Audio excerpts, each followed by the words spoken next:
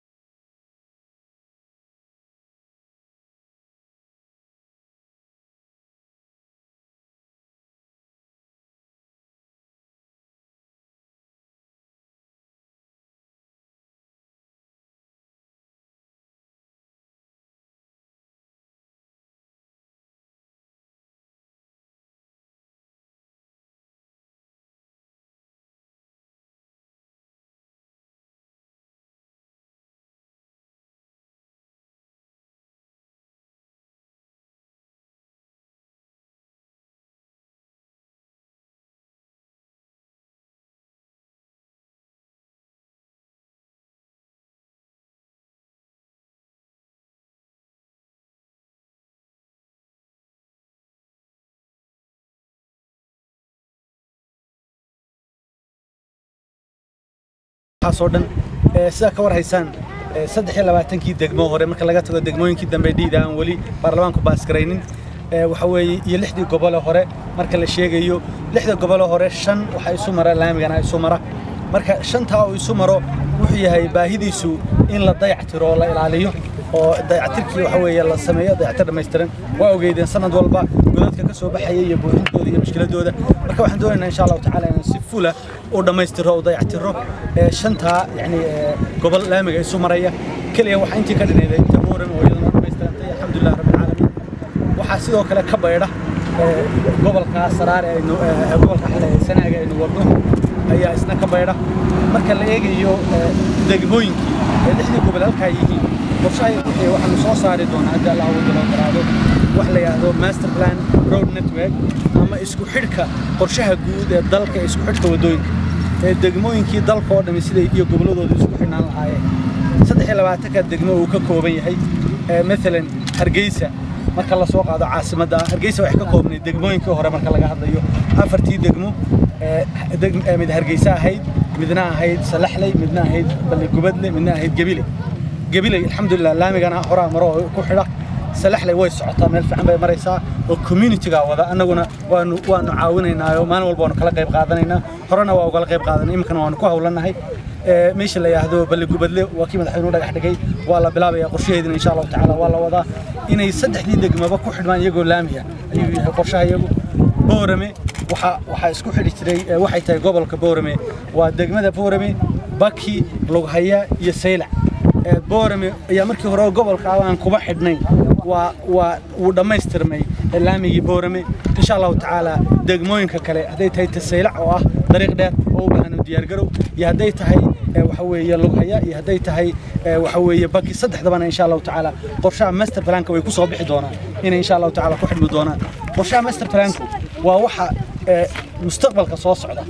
insha Allah ta'ala la hirgelin doono annagu qorshihii iyo saaskii baan u dhigaynaa laakiin dawladda maalinta joogtay cid maalinta joogtaba insha Allah ta'ala dhigi doonto waa laga yaabaa in 20 years qaato waa laga yaabaa in ka yaraato meesha la yiraahdo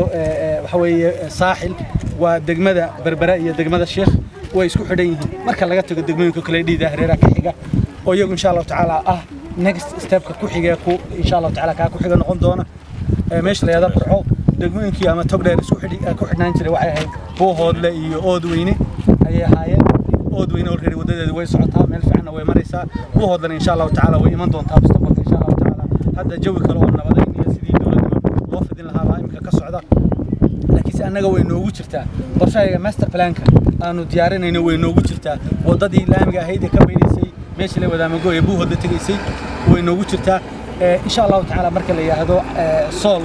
waxay ahayd afar degmo ka koobneed Sool waa degmada Laascaanood degmada Caynaba degmada waxa weeye Xudun iyo Taleex degmada Caynabi way ku xidhantahay already laakiin Taleex iyo Xudun way noogu jiraan master plan-ka iyagu insha Allah ta'ala in yadana laamiga la ka dhigo sidoo kale Sanaag marka laamigan uu tago qorshaheeda iyaduna 6 degmo ayaa hoos taga degmada Sanaag iyo degmada waxa weeye Xarigaabo iyo degmada Ceelafweyn iyo degmada Garadaga oo ka sokaysa oo jidkan dheerisi mari doono iyo 3 degmo kale ee Dhahar iyo Badhan iyo Laasqoray oo intaba lagu soo xiri doono insha Allah ta'ala ma aha waxaan leeyahay biritaan ku xirayna laakiin anagu qorshihiisii iyo diyaar garowgiisii baan sameynaa waxaana mar walba sidii u kala mudan yihiin u kala halbowlaysan yihiin ayaanu suurta gelin doonaa waxa inta dheer magaalooyinka kale istiraatiijiga ama degmooyinka kale istiraatiijiga sida waxa weeye degmada la yiraahdo Wajaalo kale oo ah laamiga ka dhiman inta ka dhiman laamigii isku xiri jiray waxa weeye Berbera ilaa isku xiraya meesha la yiraahdo xuduudka ama laamiga inta aan laamiga ahayn marka Berbera laga tago ilaa Addis Ababa inta aan laamiga hayno waa 18 kilomitir aan gacanta ku hayno meel fiican baan mareynaa waxaan rajaynayaa insha Allah ta'ala iyadana inaan isku xidhno qorshahayagu wixii markaan intan dhamayno dawladda dhexe intan markaan dhamayno marka laga tago master plan-ka ka soo sheekeeyay qorshahayaga dhow wuxuu yahay in imka marka intan la sameeyo in dawladda dhexe dawladda hoose iskaashanaya magaalada la geliyo caasimadda Hargeysa kadibna loo sameeyo laamiyada dhaadheer Hargeysa kanoo kala la dhigo asfaltka la dhigo oo laamiyada dhaadheer la dhigo haddii alla ka dhigo dhawaana insha Allah ta'ala waa ku doontaa biidilaahi ta'ala ilaa iyo laamiyada Hargeysa oo dhan la isku xidho insha Allah ta'ala centerka mara marka waxaan rajaynayaa insha Allah ta'ala bulshadu inay ka qayb qaadato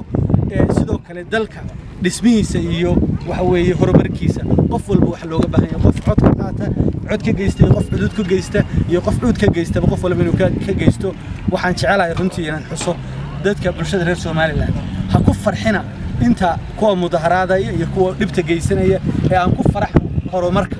ha dhiiri gelinina xumaha aan wanaaga dhiiri gelino dadka siyaasiyiinta ay u hanqal taagay maanta wax dhacaan ama fidna dhacdo aadka u baaqa iyo kor u qeylay waxa leeyahay war horumarka dadka ugu baaqa iyo dalka in la horumariyo ugu baaqa oo fidada ha ugu baaqina fidna ugu baaqi mayno dalka insha Allah ta'ala waa horumarayna waa go'aan laga go'aan xukuumadda ka go'aan waa go'aankii madaxweynuhu la yimi waa ka soconaya inta aragteen ba ka socda haday tahay waxa weeye dhinacyada kala duwan ee bulshada haday tahay waxbarashada haday tahay caafimaadka haday tahay beeraha haday tahay wadooyinka haday tahay dacal walba waa horumarka ka socda horumarkan insha Allah ta'ala sidii madaxweynuhu ku dhawaaqay inay tahay dawladda horumarka waa la arki doonaa insha Allah ta'ala imkana dawladda ka soo arkaysan meel fiican ku maraya waana ka sii gudbinayna waxaanu bulshada reer Soomaaliland iyo dhammaan dadkoo dhan ugu baaqayna in laga wada qayb qaato meel lagu soo wada jeesto himiladayadu sidaa weey saacadka si adigoo marka la soo qaato gaadiid ama isu socodka wadanka inta ugu badan ee dadku xasuustaan in hadii jeer la kulmi jiray wadamaduna qayb ka ahayd waxa kamid ahaa arrimaha shilalka gaadiidka xogta aanu ka ururnay wasaaradda caafimaadka waxay tilmaamaysaa in 6 bilood imika ugu dambeeyay ama 5 bilood ugu dambeeyay marka loo eego inta wadadan wanaagsan gaarsiisan tahay inuu shilku aad hoos ugu dhacay sidoo u dareemaysaan in xagga laftigeeda wasaaradda hawlaha guudna la iska sii kaashado oo dhinacii cilmi kororsiga lagu daro marka wadayaasha gaadiidka maadaama wadada cusub ay inay shilku hoos u dhacay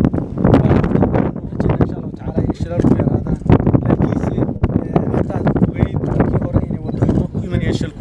imika waxaan ka warwarsanahay inuu speed iyo orodka gaadiidka loo kordhiyo ku yimaado xawaaraha inuu ku yimaado taana insha Allah ta'ala taxadirkeedii waxaan la kaashanaynaa hay'adaha wadooyinka nabadgelyada wadooyinka la kaashanaynaa insha Allah ta'ala iyo hawlaha guud cid kasta ay khusayso inaanay taas u dhicin insha Allah ta'ala wadooyinka waxa loo sameyn doonaa noo qorshaysan in loo sameeyo calaamadihii hadda Allah wadada ogolaado marka taasaanu noo qorshaysan laakiin si ma ahayn kaliya horaba ku sheegay maanta baarlamaanka kuma shilalku kuma koobnay wada xumo waxa jirta darawal xumo oo u baahan runtii in waxa weeye talaabo laga qaado oo ay hay'adaha ku shaqada ka qaadaan waana insha Allah ta'ala laga qaadaya oo yani qorsheedii ba socda waxa jirta gaadiidka oo u baahan in la tijaabiyo oo mustaqbalka la qorsheynayo in la sameeyo MOT-da wixii la oran jiray gaariga lagu baari jiray lagu jeegreyn jiray xaaladda gaariga inay tahay gaari safar u diyaarsan yahay inaanu ahayn insha Allah ta'ala in la sameeyo waxyaalo noocaas oo dhimo waxyaalo qorsheysan oo wax gacanta lagu hayo iyo insha Allah ta'ala mustaqbalka la sameyn doono marka darawal xumaa jirtay wad xumaa jirtay gaadiid xumaa jirtay waxa jirtay dabcan sabir dar oo sabir xumo aan oran karo biyo soconayo qofkii intuu gaariga ku dhex tuuro ku dhimanayo oo toga in laga joojiyo mooyaane waxa weeyaan ayaa markay la sameyn karo waxa weeye insha Allah ta'ala waxaan rajaynaynaa inay hawlaha soo dhan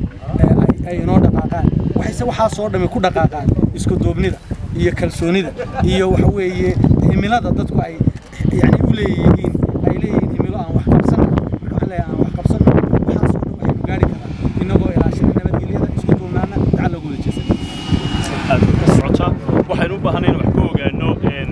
habka ay shaqadani ku socoto iyo guud ahaanba hawsha ay kala kulmeen injineerada iyo ragga aqoonta leh hawshooda ayna ku soo dhaweeyay ereygaagii iyo inaad sharaxdo hadayna bismillah waxaan salaamay wasiirka iyo waxaan shacweynaha Soomaaliland ku soo dhaweynayaa maanta wadadii barayahaysa waa ugu badan wasiirka iyo hay'adda soo waday maanta marayno ama alxamdulillah ilaahay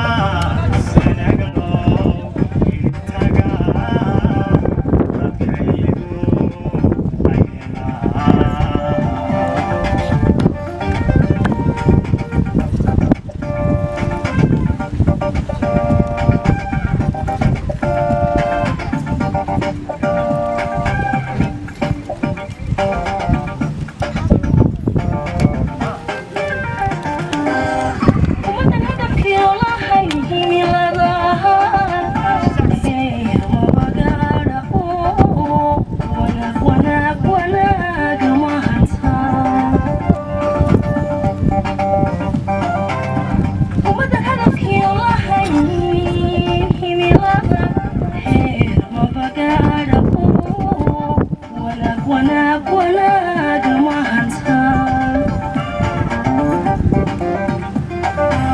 dhaxay hoggankii wadadu haddaan ahayd haliso ku xirmeen dadkii dhaxay hoggankii wadadu